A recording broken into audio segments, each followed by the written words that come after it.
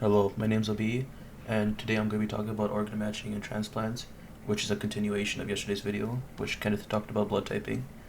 And so this is comprised of 4 tests to ensure that the organ, whether it be like a kidney or a heart, is not rejected from the recipient.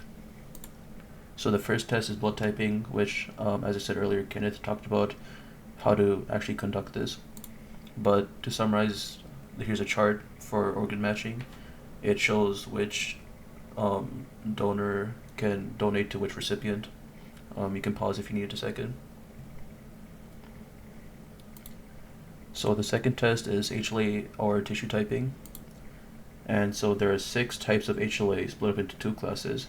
The first class is HLA-A, B, and CW, and the second class is HLA-DR, DQ, and DP.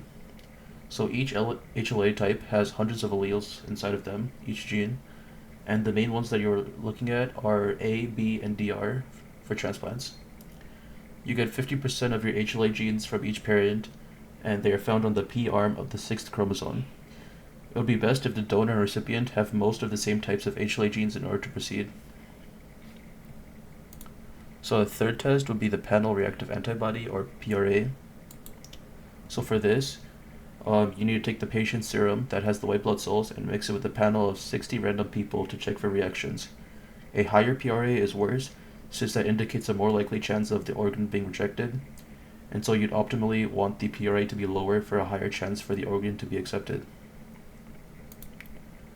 And for the last test, we have cross-matching.